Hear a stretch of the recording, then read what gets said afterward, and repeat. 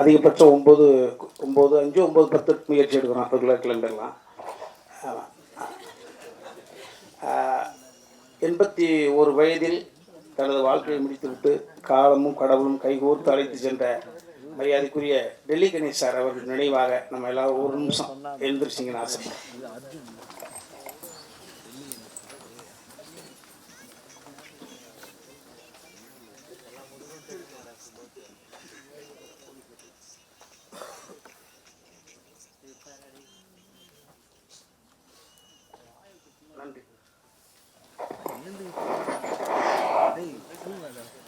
இது வேற ஒரு மேடையாக இருந்தால் செயற்கையாக கைத்தட்டலுக்காக செயற்கையாக புனைந்து பேசிடலாம். இதை அடி மனசுலேருந்து ஆத்மாவிலேருந்து பேசணும். கொஞ்சமாக பேசினா போதும். படம் கூடிய சீக்கிரம் தயாரிப்பாளர் சொல்லுவாங்க, அந்த ரிலீஸ் தேதியை தம்பி சொல்லுவார். அதனால் இது நான் சொல்ல ஆசைப்பட்டதை மரியாதைக்குரிய ராஜகோபால் சார் சொல்லிட்டாங்க. 3 தினங்களுக்கு முன்பு ஒரு பாரம்பரியம் உள்ள ஒரு யூனிவர்சிட்டியில் அர்ஜுன் சாருக்கு டாக்டர் பட்டம் கொடுத்தாங்கன்றது ஒரு அற்புதமான செய்தியை. நீண்ட இடைவெளிக்கு பிறகு ஃபீல் குட் டைரக்டர் சகோதரர் அதியமான் சார் மேடையில் இருப்பதெல்லாம் நான் பெருமையாக நினைக்கிறேன். எவ்வளவு பணம் சம்பாதிச்சோம், எவ்வளவு வெற்றிகளை கொடுத்த உழைப்பு உண்டு தான். ஸோ அதான் கஷ்டத்தை எவன் ஒருவனுக்கு கடவுள் அதிகமாக கொடுக்குறானோ ஆயுசு அவங்களுக்கு அதிகம்னு அர்த்தம். அதை நிச்சயமாக நான் நம்புகிறேன்.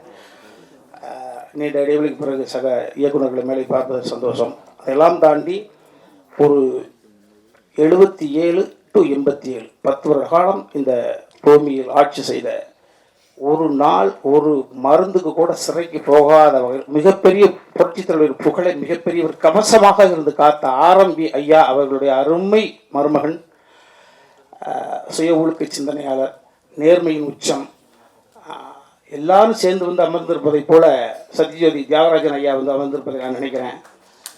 இங்கே எம்ஜிஆர் நீங்களே, வீரப்பன் ஐயாவும் நீங்களே, எல்லோரும் நீங்களே. மகிழ்ச்சி ஐயா. எனது மகன் உமாபதி இயக்குநராக பரிமளிக்கக்கூடிய இந்த விழாவிலே நீங்கள் வந்து அமர்ந்திருப்பது, இவ்வளவு நேரம் அமர்ந்திருப்பது, நான் கூட நினச்சேன் பேசிட்டோட நம்பிக்கலாம்னு.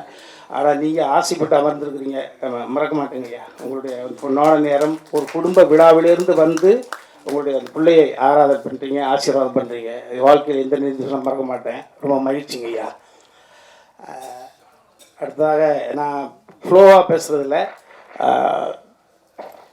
தம்பி சுரேஷ் காமாட்சி வந்து இந்த கதையை தம்பி வெற்றி குமரன் சொன்னதை போல் ஒரே சந்திப்பு 2 மணி நேரம் படத்தை இப்படி ஓட்டி ஒரு சந்திப்பில் காமிச்ச தம்பி அண்ணன் அடுத்து என்ன பண்ண போகிறீங்க நம்மளை.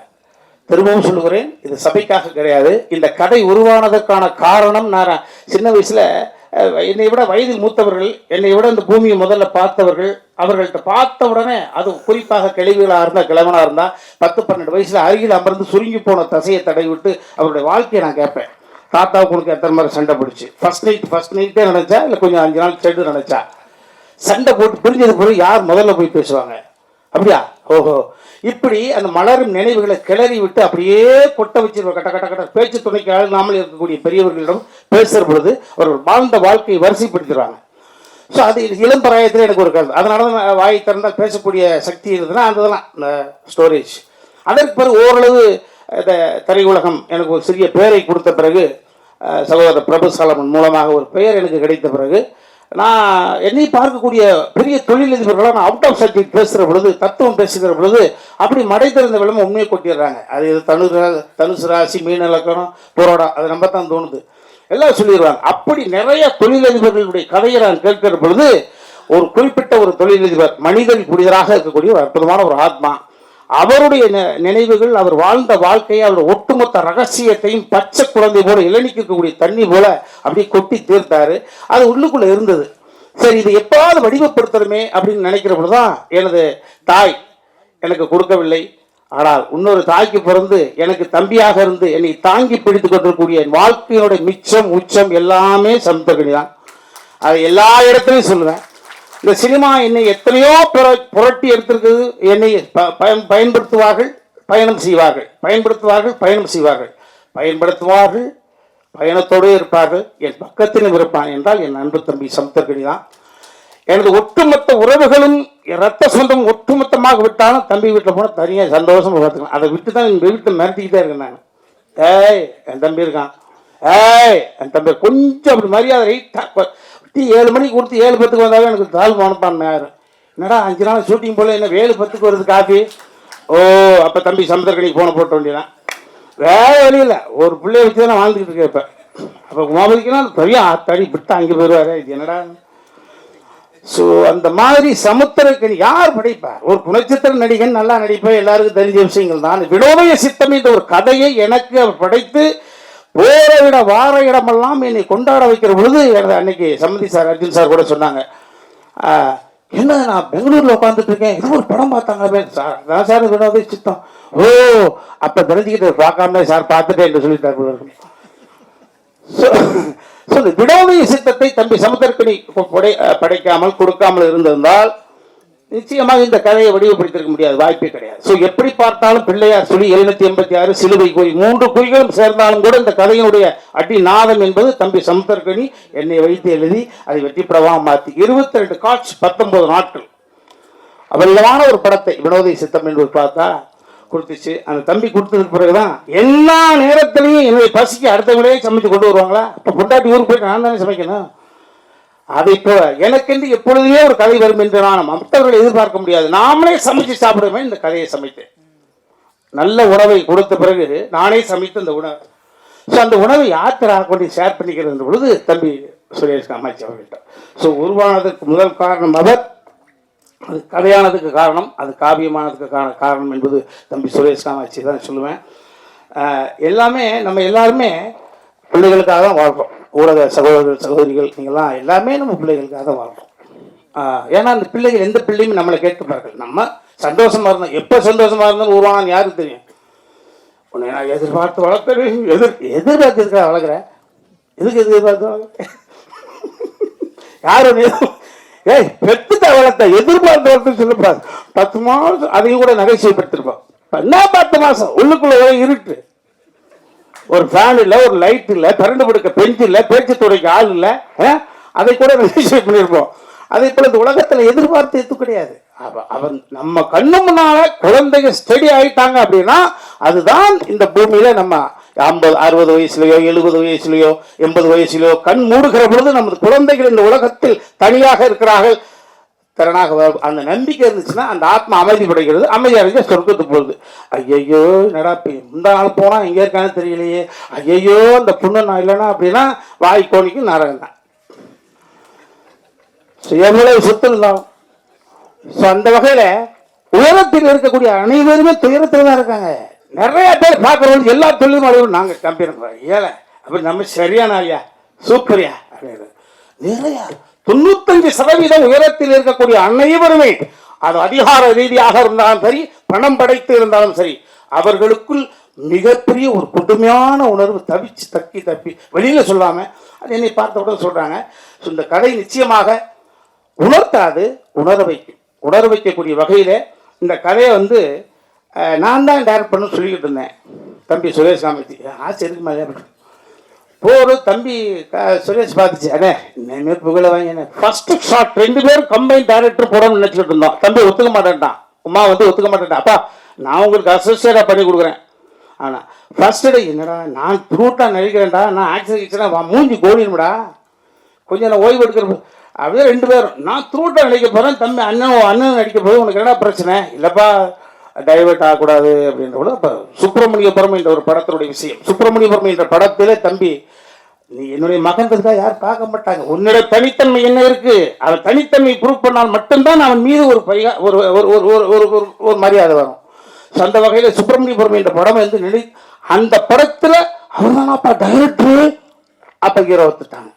அப்போ தனித்தன்மை பொறுப்புணுவதற்கான ஒரு விஷயம் இதையெல்லாம் தம்பி சுரேஷ் காமாட்சி உள்வாங்கி அண்ணன் அழகாக பண்ணுது தம்பி, நீங்கள் ஒத்துக்க மாட்டேங்கிறான் தம்பி ஒரே நிமிஷத்தில் பேசி ஒர்க் அவுட் பண்ணி என்னை இயக்குநராக கொண்டு வந்திருக்காப்புல. அப்போ எனக்கு ஒரு மூத்த மகனோ அல்லது என்னை ஆளுமை செய்யக்கூடிய எனது அப்பாவோ இருந்திருந்தால் நான் சொல்வதை கூட என் பையன் கேட்க வேண்டிய அவசியம் கிடையாது, எங்கள் அப்பா சொன்னால் கேட்பாங்க. அதே போல் ஒரு தந்தை ஸ்தானத்திலிருந்து அவனை இயக்குனர் ஆக்கியிருக்காங்கப்பா. ஆமாம், எங்கள் அப்பா இருந்திருந்தாருன்னா ஜெகநாதன் பிள்ளை இருந்திருந்தான்னு எதை செய்திருப்பாரோ அதை செய்திருங்கப்பா. வாட் எவர் இட் இஸ் உன் வாழ்க்கையில் நாங்கள் 2 தடவை கலந்துருப்போம். எவ்வளோ உயரத்துக்கு பாருங்க ஒன்று வேல் சென்றாலும் உனக்கு கடமைப்பட்டவனு சொல்லிட்டான். நான் சொல்லாமல் இருந்து தான் சங்கட்டம். ரொம்ப மகிழ்ச்சி. ஸோ இந்த எல்லா தம்பிமார்களும் இந்த படத்தை நடித்த அத்தனையும் நிறைய நிகழ்வுகள் இருக்குது, அதை நாங்கள் ஷேர் பண்ணிப்போம். ஆமாம், மீண்டும் மீண்டும் நான் சொன்னால் செயற்கையாக இருக்கும். இந்த படம் நிறைவாக வந்திருக்கு, எனக்கு பிடிச்சிருக்கு. ஆமாம், அது எனக்கு பிடிச்சிருக்குன்ற காரணத்தினால தான் இவ்வளோ நேரம் சிரித்த பாருங்க, முகம் நல்லா இருக்குது. என் மனைவி வந்திருக்காங்க. ஆமாம், எனக்கு வந்து வாழ்க்கையில் ஏற்ற இறக்கம் எனக்கு இனிமேல் அவள் தான். எங்கள் அம்மா இல்லை, எங்கள் அப்பா இல்லை. என் தாயாகவும் தந்தையாகவும் வந்து பார்க்கக்கூடிய மனைவி தன் மகன் எனக்காக வரல, அது திரும்பி சொல்கிறேன். அர்ஜுன் சார் எனக்காக வரல, அதையும் சொல்லி பண்ணேன் நான். ஆமாம், இதெல்லாம் நிறைய சொல்லி பண்ணாங்க. என் மனைவி எனக்காக வரலன்ற போது பாருங்க, உமாபதிக்காக தான். ஸோ மகனுக்காக தந்தைய தாய். அதே மாதிரி என் மகள் எந்த நிகழ்வுகளுக்குமே போனதில்லை. ஜஸ்ட் ஒரு கோல்டு மெடல் வாங்கின புள்ள. ஆமாம், அது வந்திருக்கு. என் மருமகன் மேலே உட்காந்துருக்காரு. அந்த வாய்ப்பு கிடச்சிச்சு, அவரே ஒரு 2 சீல் நடிக்க வச்சுக்கிட்டோம். ஓட்டு லாக் பண்ணி வச்சிருந்தோம் இல்லையா. ஆமாம் ஆமாம், அதே மாதிரி எங்களுடைய இன்னொரு மகள், எங்கள் குடும்பத்துக்கு வந்த ஐஸ்வர்யம், பெரிய பெரிய கொடை, காலம் எங்களுக்கு கொடுத்த கொடை. ஒரு 6-7 மொழிகள் பேசக்கூடிய அளவுக்கு வல்லமை. புரட்சி தலைவி ஜெயலலிதா அம்மாவுக்கு பிறகு பல மொழிகள் பேசக்கூடிய சீதா பயணம் என்ற ஒரு படத்தில் அவங்களுக்காக வச்சு மிக பிரமாண்டமான படைப்பை, தனது மகளுக்காக ஒரு படைப்பை எடுத்திருக்காங்க அர்ஜுன் சார். ஆமாம், அவருடைய உடன்பிறந்த தங்கை அஞ்சனா பாப்பா வந்திருக்காங்க. இது ஒரு அற்புதமான குடும்ப விழா. அதை இனி பல வருடங்களாக பார்த்துருக்குறீங்க. எனக்கு அன்பு தம்பி சமத்திற்கு நீங்கள் 5:30 மணி ஃப்ளைட் பிடிச்சி ஃபுல்லாக ஓடி வந்து உட்காந்துட்டுருக்கு. ரொம்ப மேலே சொல்ல மாதிரி எல்லோருமே நல்லவர்கள் மாதிரி, நல்லவர்களெல்லாம் சேர்ந்து ஒரு காரியத்தை செய்கிறோம், அது நல்லதாகவே நடக்கும். அந்த நல்லதை உங்களோட மட்டும்தான் நாங்கள் செய்வோம். எனக்கு இனிமேல் ஒன்றும் பிரச்சனை கிடையாது. கனவுகள் நிறையாக இருக்கிறது. இந்த அவையில் அமைந்திருக்கக்கூடியவர்களுடைய துயரத்தில் ஷேர் பண்ணிக்கொண்டு நிறைய நாள் கனவு. இப்போ தான் மகனுக்கு கல்யாணம் ஆகிருக்கு. நான் வல்லமை கொண்டவனாக எனக்கு வந்து இருக்கிற பொழுது நிச்சயமாக அதை உங்களோட நான் ஷேர் பண்ணிப்பேன். ஏன்னா உலக இவ்வளோ தான், எவனுக்கு எப்போ எதுன்னே தெரியாது. இந்த படம் நிச்சயமாக இந்த ராஜா கிளி கூண்டுக்குள்ளே இருந்துச்சு, இப்போ ஒரு அற்புதமான தருணத்தில் கூண்டு விட்டு வெளியில் வந்து பறக்குது. மறுபடி எங்கள் ஐயா சொன்ன மாதிரி தான் தங்க கிளியாக பவனி வர எல்லாம் இறைவனை பிரார்த்தனை பண்ணிக்கிறேன். யாரையாவது விட்டுருந்தால் நிறைய மேடைகள் இருக்கு, அங்கே பேச போகிறோம், சேனல்ல விடாது. அதனால் யாராவது விட்டுருந்தோம் பண்ணிக்கப்போ ஃபோன் போட்டு அழுகாதீங்களா மகிழ்ச்சி. அப்புறம் என்னையும் நாயகனாக ஒத்துக்கிட்டு இந்த பாடல்களுக்கு நடிப்பதற்கு ஒத்துக்கிட்டு இந்த பொண்ணுங்களாம் எதற்கா? ஐயோ இல்லை, சினிமா அப்படி இல்லை. இப்போ அதில் அனுபவம் தான். அந்த அனுபவங்கள் வந்து உள்வாங்கிக்கிறது பெர்ஃபார்ம். என் மேலே எனக்கு நம்பிக்கை இருக்கா? நான் எப்படி ஒரு அரவிந்த் சாமி சாருக்கு எனக்கு என்ன பெரிய ஒரு 45 வயசா வித்தியாசம். என் மீது உண்ட நம்பிக்கை அவருக்கு தந்தையாக நடித்தேன். அதே போல எனக்கு அற்புதமான சகோதரி சொன்னாங்க ப்ரெஸ்ல, ராஜா இங்கே கிளிகள் எங்கே, ராஜா இங்கே கிளிகள் இங்கே. இன்னும் 2 கிளி இருக்குது. அந்த 2 கிளி அந்த கிளிக்கு ரெக்கம் எடுத்து கொஞ்சம் பறந்தாங்க இருக்கிறது தெரியுது. ஸோ எல்லாம் இறைவனுக்கு நன்றி. உங்கள் அனைவருக்கும் 9 மணி வரைக்கும் இருக்கிறீங்க. ஐயா நெல்லை சுந்தரராஜன் சார் ரொம்ப மகிழ்ச்சி. எல்லாருக்கும் நன்றி, எல்லாருக்கும் நன்றி.